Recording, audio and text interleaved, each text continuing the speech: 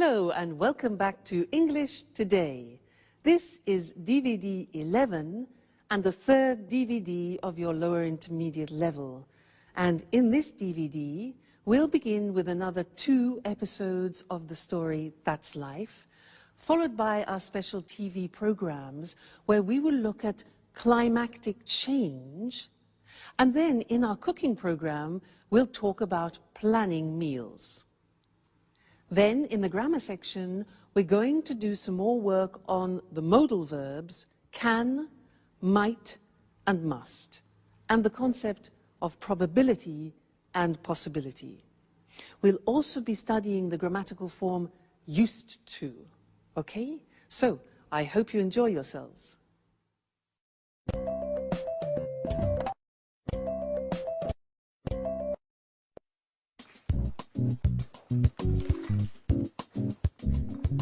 Good morning. Alice, is Anne at home? I just met the postman and this package is for her. No, she's not in now. My, what a large package. Please be careful. I think it contains fragile objects. Hey, Peter, do you know if it contains a set of porcelain plates that she won with the Sweet Biscuits bonus points? Well, I think so. At least that's where the package comes from. All right, Alice. I have to go now. See you later. Anne will be so happy. She's been waiting for it for a long time. Bye.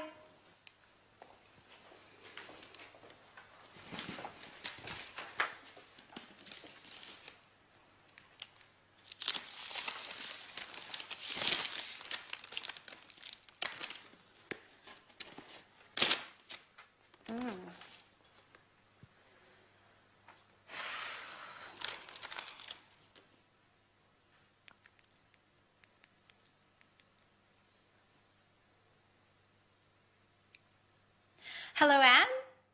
This is Alice. I've got great news for you. Your set of Chinese porcelain has arrived. They're beautiful. No, I opened it. I'm sorry, Anne. I just couldn't resist. Oh no, Anne, I'm so sorry. It broke. Okay. I'm not allowed to touch any more plates. You're absolutely right. I'm so sorry. Bye.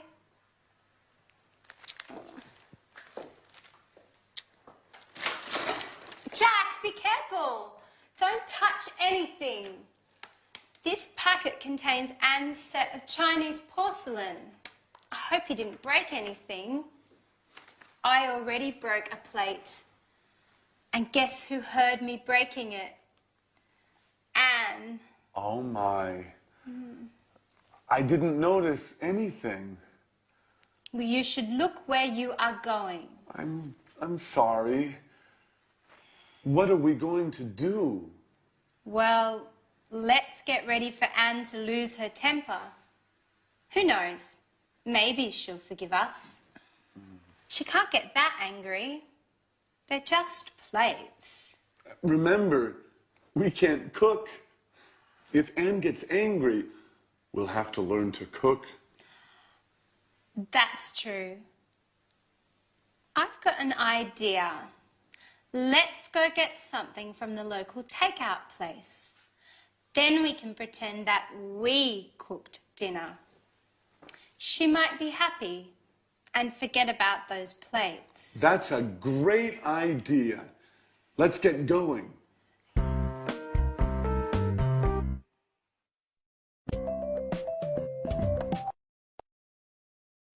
Hello and welcome back again to your live English language program. And I want to talk to you more about can. Now, how do you express can in the future or in the past? Can in the future. Do we say I will can? What do we say in the past? Now this is interesting because it's very strange. We use the verb to be able to. That's what I want to look at now with you on the language screen. To be able to. Isn't that strange? We have learned to use can in the present. We've had examples like I can cook, can you cook, and the negative I can't cook. Now, when we talk about ability in the past, everything changes, and we need to use this verb to be able to. When that goes into the past, we say, I was able to cook yesterday. You see, the verb to be goes into the past. I was able to cook yesterday. Strange, eh? Another example, the question, were you, past tense of the verb to be, were you able to cook? And the negative is he wasn't able to cook. So, can, in the future, we use to be able to, and in the past, to be able to. So, was, were, able to. The future, let's look at that now. You want to say can tomorrow, so we use to be able to and say, I'll be able to cook tomorrow. I will, I'll be able to cook tomorrow. The question becomes, will you be able to cook? And the negative, remember the negative of will, good. I won't be able to cook tomorrow. So isn't that interesting? When you want to express ability in the future and in the past, you need to use this verb to be able to. Now there's one more thing I want to tell you about, and it's about permission. Imagine that you are in a restaurant and you can see no smoking. The person next to you starts smoking. Now, it's a rule and a regulation that you can't smoke in a restaurant. So what do you say to that person? In English we say, excuse me, you're not allowed to smoke here. You're not allowed. See that? You're not allowed. Now that pronunciation is difficult. Allowed. Okay? You're not allowed to smoke in here. For example, if you go to a museum, often they say no cameras. So you're not allowed to take photos. Okay? You're not allowed to take photos. Another example, if you go into a library and people are reading, silence. You're not allowed to speak. Okay, so those are interesting things we've looked at, to be able to, and the use of you're not allowed to. Great. Now we're going to go back to our friends, and Anne is very angry about something. She wants to communicate something to her friends. Let's find out what it is, and I'll see you later. Bye.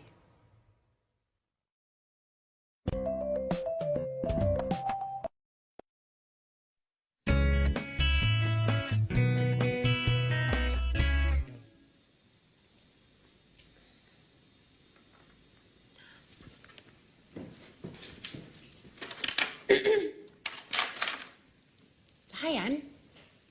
What's that you're holding? Hello, everyone. Listen. We need some rules in this house. Living together means obeying some rules. I've written this list of house rules that every person who spends time in this house must follow. No one is allowed to leave this living room until they read and memorize these rules. Bad day, huh? She's right, Jack. Anyway, Anne, dear, what about these house rules? First of all, don't call me Anne, dear. Now listen. Rule number 1. You must never, and I stress never, open my post. Rule number 2. From now on, clean the house at least once a week. Rule number 3. We have to take turns washing up. Rule number 4. Okay. We understand. You must be angry. Well, yes, Jack. I'm very, very angry. I was really looking forward to getting that set of Chinese plates. I saved bonus points for a year eating the same stupid biscuits, which, for your information, I can't stand anymore. I just kept eating and buying them in order to get the set of Chinese porcelain. All for nothing. Oh, please forgive us, Anne. Just tell us where to go and we'll buy you a new set. Well, that's not possible. They were handcrafted in Shanghai. And they cost a fortune. Okay, we'll do our best to make it up. Somehow. Now sit down, Anne. You must be exhausted. Jack and I made dinner for you. You don't have to do anything. We thought of everything. Really? What? You made dinner for me? Yes, Anne. It was the least we could do. Well, okay. I'll forgive you this time. But I warn both of you that I want more discipline in this house. You can't do what you want all the time. We need some rules. Oh, don't roll your eyes while I'm speaking to you. Okay, Anne. You're right. Rules are important. But it's also important to laugh a little. Oh, ha, ha, ha.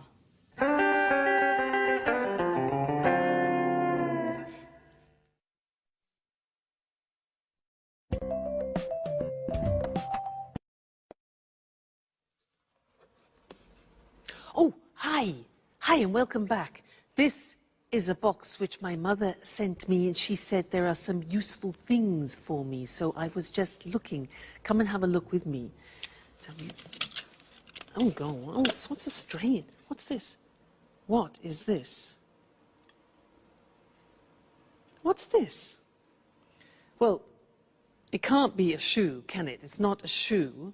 Can't be a shoe because it's made of metal. It's made of metal?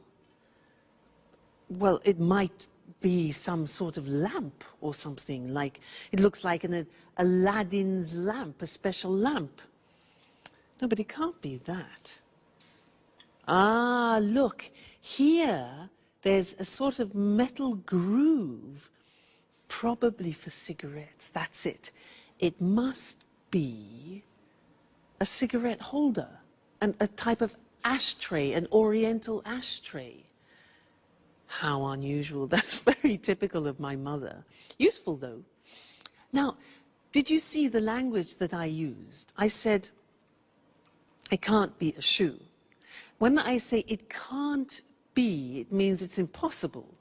It's impossible, it's too small, and it's metal. So it can't be a shoe. So I'm talking about probability and possibility, okay? Then I said, well, it might be a magical lamp. Now, might is when you're not sure. Might is M-I-G-H-T. It might be a lamp. So when you're not sure, you say might. Then I said, no. It must be an ashtray. Now, when I say it must be, it's because I'm absolutely sure that the possibility of it being an ashtray is certain, okay? So 3 possibilities. It can't be, might be, and must be. So let's have a look at the other things in the box. Ashtray. What is this? What's this? You see this? Well, it can't be, I mean, it looks like a negative from a film, doesn't it? No, it can't be a negative because there are no images. Well, it might be, you know, I just don't know. I mean, it might be some sort of special sticker that you put on things, but it hasn't got any glue. I don't know what it is. Just a minute. Look, here's something explaining it. A forehead thermometer. Put it on your head and it reads the temperature. What? Let's try that. So I put it on my head like this and said, hold it on your forehead and it tells you your temperature. Let's have a look. 37. Whew, that's hot. It is. It's a thermometer. Incredible. Now that is very useful because it's small. So interesting. Next thing, what's this? Look at this. Now, it's shiny and it's silver, but it can't be a mirror because I can't see myself. Can't be a mirror. What can it be? Oh, I know. It might be for under glasses. You know what I mean? When you lay the table and you have glasses, sometimes you put it under to protect the tablecloth. Well, look what I have here. So this, for example. Yeah, but it's a bit strange, isn't it? I mean, no, it can't be. It can't be that, really. Not made of metal like this. It must be, I don't know again. Wait a minute. Here's the box. A drop stop. A drop stop. It must be something for pouring then. Let's have a look. You put it, let's try. I just so happen to have a bottle here. And it says, put it on the bottle like this. A drop stop, so it stops things from dropping. And pour out the liquid and there are no drops. Let's try that. Let's try. Wow! That works. It doesn't drop. So it must be something for stopping drops. You can see.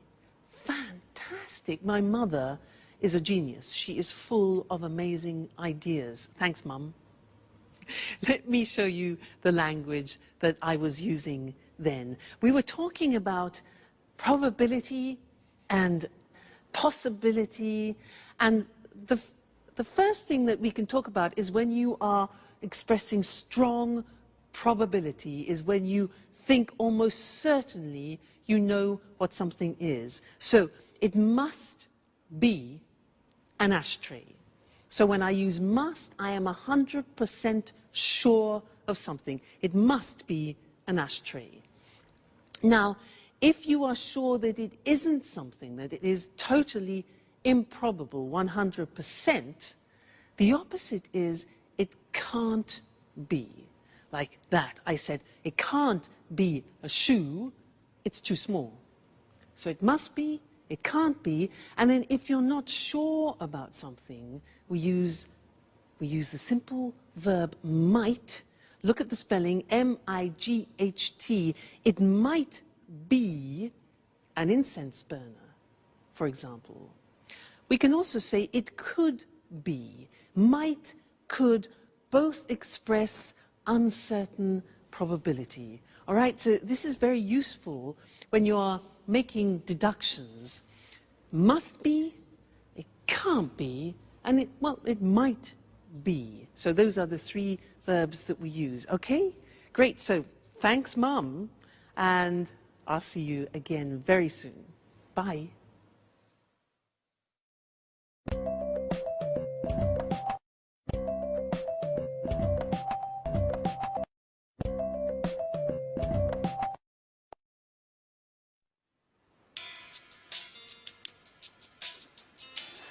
Hi, everybody. What's on TV? Jack, just a minute. It's almost finished.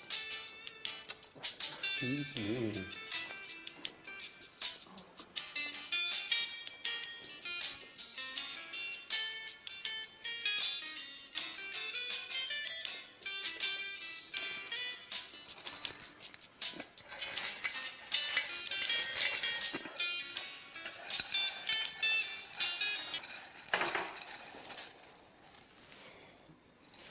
So, what were you watching that was so engrossing?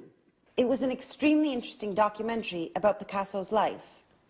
There were lots of details about some of his stranger habits. Did you know that Picasso preferred painting women with 4 eyes? No, I had no idea. And that he had lots of different types of dogs. He used to give only dogs to his friends. Strange, isn't it? And that he liked eating Italian cake at Christmas. Well, I also go crazy for Italian cake at Christmas, and my name isn't Picasso. By the way, where is our resident artist, Alice? She left early this morning. She said that she had something important to do. She wouldn't tell me what, but she did say it was none of my business. You know how she is. That's strange. She usually leaves late. Well, as a matter of fact, she was very serious this morning. She told me she had a headache, but I didn't believe her. Oh, look. But it's getting late. I'm starting to get worried. Don't play Mom, Anne. Alice is a big girl now. I know. But it's just that she didn't tell me she would be late. In fact, she asked me if I would be late today. Just a moment. A few days ago, Alice told me that she wanted to enter a painting contest. She said she thought it was her big chance. Maybe that's where she is today. Well, you're probably right. But it's almost midnight. I don't think contests last that long. Why not? We all know that artists are a little crazy. Picasso was a perfect example. That's true. You know something about being crazy, Jack, don't you?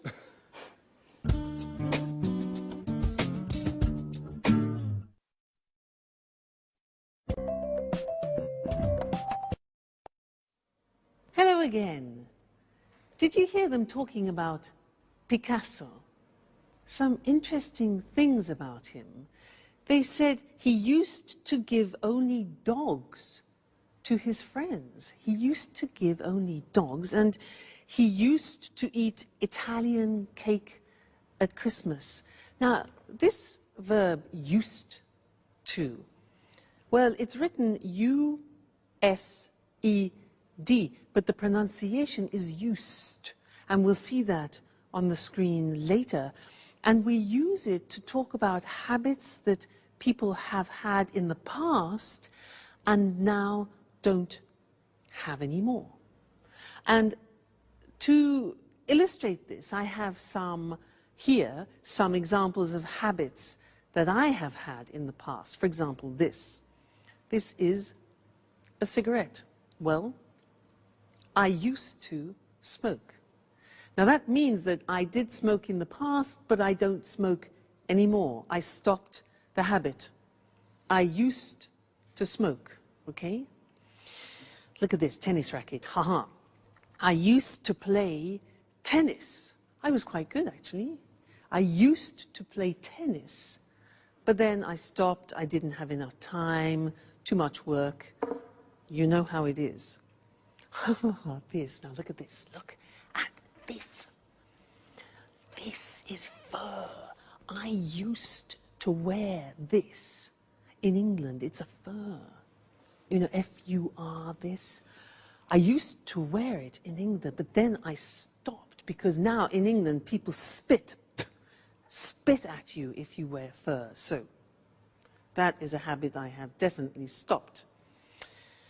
Now these are vitamins. Now, I didn't used to take vitamins in the past. I didn't used to, but then my mother, my mother's fantastic. She explained how useful they can be, so now I do, but in the past I didn't used to. And this opera, yeah, another thing, opera. I didn't used to listen to opera, but now I just love it. So I listen to it a lot. Okay, so there were some examples for you of used to. Let's go and look at the different forms on the board now. So, when we speak about habits that we had in the past and we don't have now, we use used to. Look at the spelling. It's U-S-E-D and then T-O. But the pronunciation is not used, it's used. Unusual. Used. Okay? So the example is I used to smoke. And that's for all the subject forms. I used to, you used to, he used to, she used to, we used to, they used to. Okay? So I used to smoke. I used to play tennis. I used to wear fur. Okay? Pronunciation used. Now, in the negative, we use the auxiliary did. So I didn't use. Notice we take off the D because it's the infinitive. I didn't use to take vitamins, and I didn't use to listen to the opera. And the question form is easy. It's did you use to do a lot of sports? Did you used to stay in bed until midday? I remember that. So if you think about your lives and about habits that you had in the past and you don't have now, when you talk about those to people, that's what you use. I used to smoke, but I don't anymore. I used to play tennis, but now I'm too busy. All right, so very important for describing past habits, used to. Great.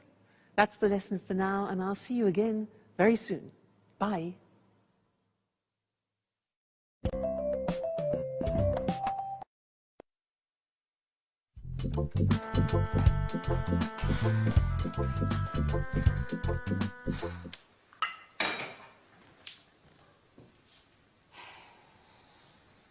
Good morning, Alice. Where were you last night? We were getting worried. Good morning. It's a very... I thought it would be the... Why? What happened? Well, I took part in a young artist competition. Good morning, Alice. Where were you last night? We were getting worried. Good morning. I'd prefer not to talk about it. Why? What happened? Well, I took part in a young artist competition. I thought it would be the perfect occasion for me to show my talent. So? How did it go? You made a great impression, didn't you? Well, no. It went badly. They said that I wasn't cut out to be an artist. But the jury was made up of incompetents. Maybe no one appreciates my talent. Oh, come on, Alice, don't take it so badly. You know you are a genius, right? That's all that matters. Yes, just like Van Gogh, who, by the way, only became famous after he had died. Maybe that's my destiny. Maybe you're exaggerating, just a little bit.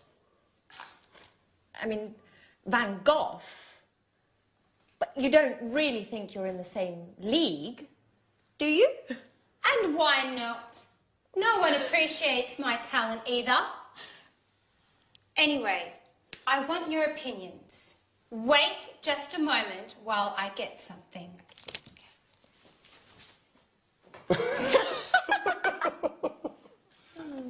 Oh, my goodness.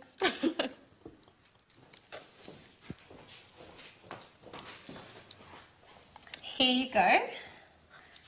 This is the painting I took along yesterday. What do you think? Isn't it beautiful? It's... it's interesting.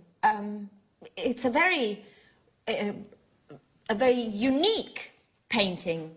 Yes, unique is the right word. Alice, you know I don't really understand art, don't you? What does it represent? That's the same question they asked me yesterday. I can't believe that. It's so clear.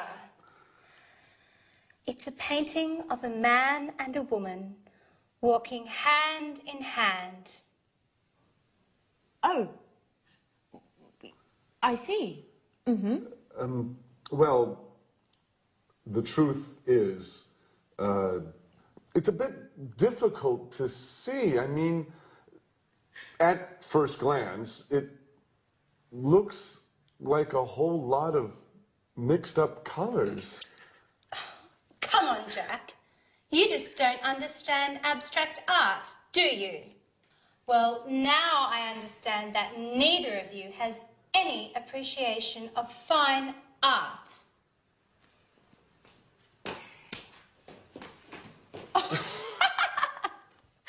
Oh, artists never tell an artist what you really think.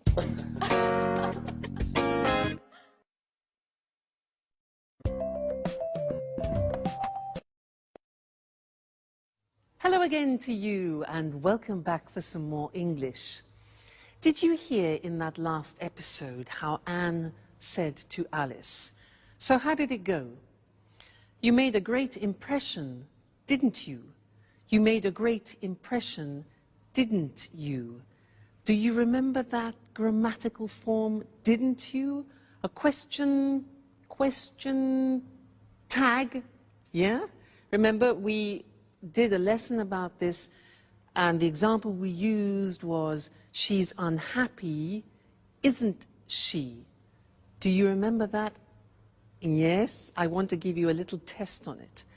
And in order to do this well, you have to be very careful about your auxiliaries, so pay attention. Number one, you're married, question tag. You're married, aren't you? Did you get that right, wrong, difficult? Do you remember, you are married, you take the verb, the auxiliary, and at the beginning it's positive, so you turn it into negative.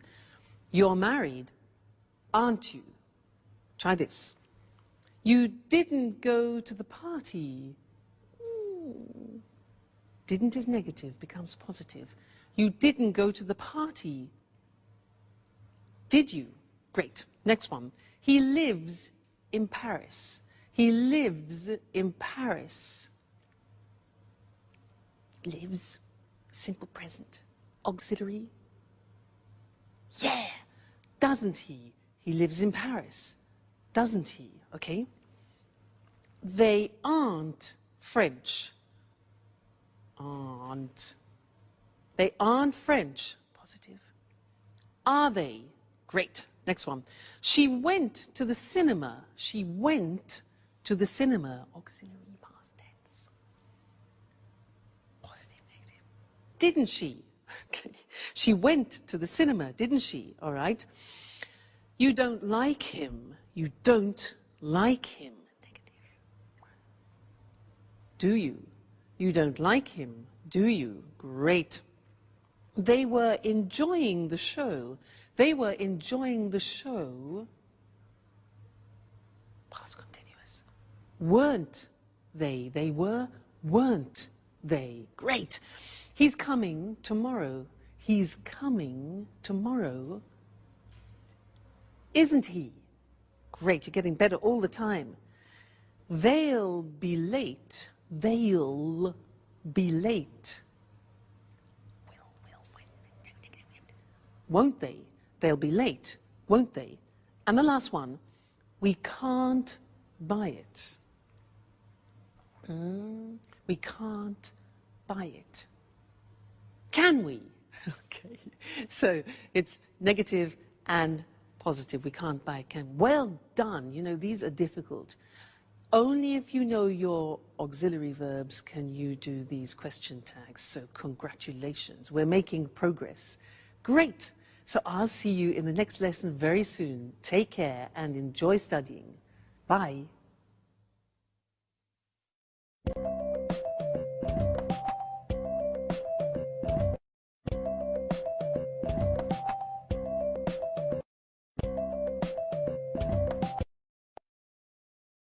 Good morning. Welcome to this week's edition of Climate Change. In the studio with me is our weather expert, Susan Thurley. Good morning, Eric. Well, Susan, there's a lot of talk these days about climate change. Could you explain exactly what is happening? Of course. You know, the first thing to stress is that the Earth's climate is always changing. In the past, this happened due to natural causes. I mean, the atmosphere and the Earth's climate changed naturally. Now things are different. Scientists believe that climate change today is a result of man's activities, our activities. And why are scientists so worried about this climate change? Well, before I answer that question, I'd like to talk a little about what we call the greenhouse effect. Certainly. Scientists often talk about the greenhouse effect. What is this exactly? The greenhouse effect is very important for the world's weather. Greenhouse gases help to capture the energy we receive from the sun. They keep the Earth warm. Without these gases, the world would be a colder place, and our lives would be very different. Well, if the greenhouse effect is so useful for the Earth, why do scientists talk about it nowadays as if it's something dangerous? It's the extra greenhouse gases that are dangerous. Our way of life, cars, factories, central heating, is producing too much of these greenhouse gases. These gases are trapping more and more of the sun's energy, and the world's becoming warmer. Is carbon dioxide one of these gases? Yes, carbon dioxide, CO2, is one of the main greenhouse gases. Carbon dioxide is produced when we burn coal and natural gas. The problem is that over the years, the concentration of carbon dioxide in the atmosphere has increased enormously. So, to stop global warming, we need to use less coal and natural gases. Exactly. But not only that, we also need to plant more trees, and we must stop destroying our forests because they take carbon dioxide out of the air. Is there anything else we can do? Well, governments around the world need to encourage the use of renewable energy sources. Solar panels can use the sun's energy. Wind turbines can generate electricity from the wind. And hydroelectric power plants can use water to generate electricity. Renewable energy is becoming popular today, isn't it? Yes, it is. But there's still a long way to go. Okay, Susan, one last question. What are the consequences of climate change? Well, higher average temperatures around the world. You know, even a small change in temperature, even a 1-degree increase, can cause the sea level to rise as the polar ice caps melt. In fact, this is already happening. Other consequences: more rainfall in some parts of the world and less in others. More extreme weather conditions, stronger hurricanes and typhoons. So, this is definitely a serious issue. We mustn't underestimate the importance of climate change, and we need to use more renewable energy. Well, thanks to Susan for your clear explanation of the problems. Thank you. Goodbye. And goodbye. And see you again next week for another edition of Climate Change.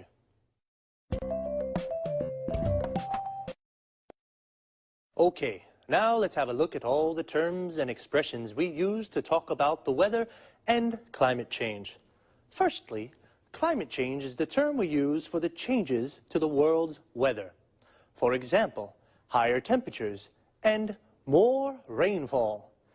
Rainfall is how much rain there is, the volume of rain that falls. And I finally understand what the greenhouse effect is. Well, a greenhouse is a transparent house, usually made of glass, where we grow plants.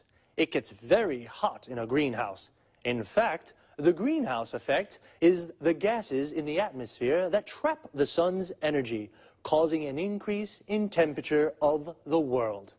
This is what we call global warming, the world becoming hotter. The atmosphere is words for the gases that cover the world. The main gases are nitrogen, oxygen, and carbon dioxide. Now, carbon dioxide is one of the main greenhouse gases. These are the gases responsible for the greenhouse effect. The carbon dioxide in the atmosphere is increasing due to man's activities, so we have to do something to reduce it. We use the expression due to say as a result of. Susan said we should use more renewable energy sources. Renewable energy is energy from the sun, the wind, and water. For example, solar panels generate electricity from the sun, and wind turbines generate electricity from the wind. The verb to generate means to make. Well, renewable energy is becoming popular today, which is good, but there's still a long way to go. This expression, "there's a long way to go," means that there is still a lot we have to do before we reach our objective, which is to reduce global warming. We've run out of time, so that's all for now. See you soon.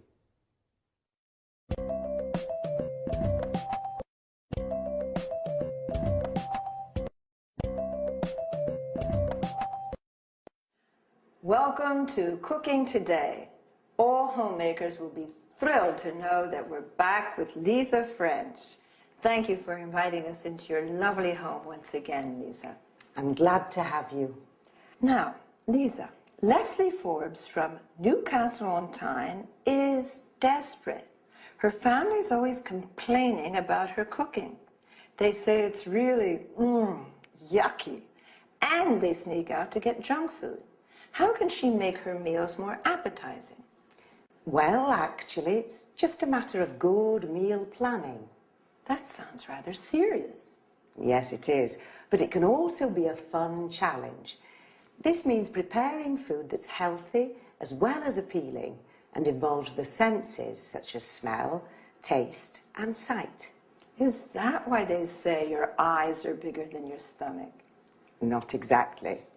Now, getting serious, when you say healthy, you're referring to nutrition, aren't you? Yes, of course. Nutrition is the key to good health.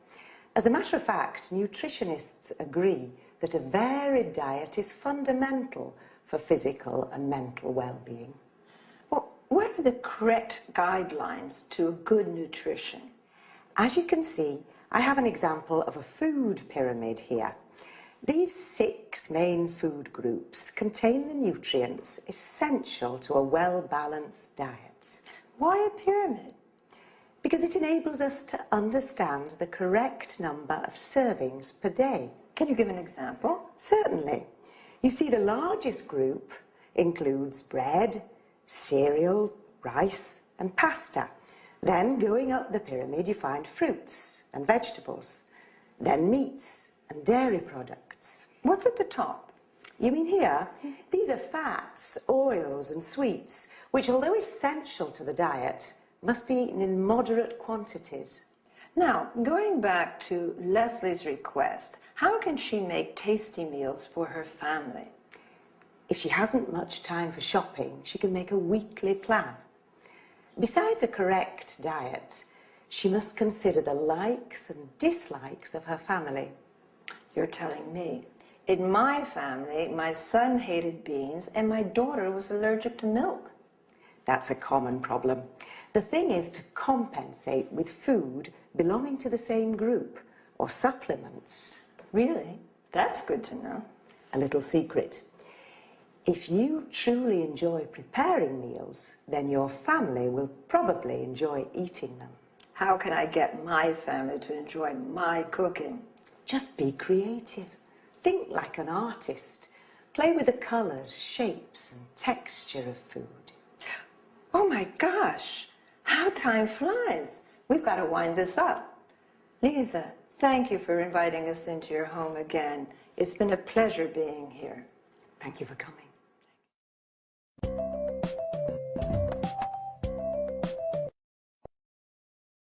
And now, let's pay attention to some expressions used in the dialogue. We've talked about meals, breakfast in the morning, lunch at noon, dinner, or in the U.S., supper at night. In the U.S., a dinner is the main meal of the day, even at lunchtime. Notice that in the UK, tea is sometimes used instead of dinner. When we refer to specific times during the day, we can say lunchtime, tea time. Lisa showed a food pyramid. It contains food groups, such as cereals, meats, dairy products, milk, cheese, yogurt, fats and oils, and vegetables. All these foods contain nutrients. Then some positive adjectives used to define food are appetizing and healthy, while yucky is something rather disgusting. Moreover, the expression junk food refers to food which is not considered healthy at all. We say diet to indicate what we eat. It also means a series of rules to be followed to improve one's health. If we want to lose weight, we say, I'm on a diet. A diet is correct when it's varied or well-balanced. If you're allergic to a type of food, eating that food can make you ill or cause skin problems. Lisa talked about texture of food. For example, food can be defined soft, crispy, crusty, or shape. Food can be cut into slices, cubes, and rings. During the interview, I quoted a common way of expressing that somebody has put more food on their plates than they're actually able to eat. Your eyes are bigger than your stomach. All right, that's all this week. Bye-bye.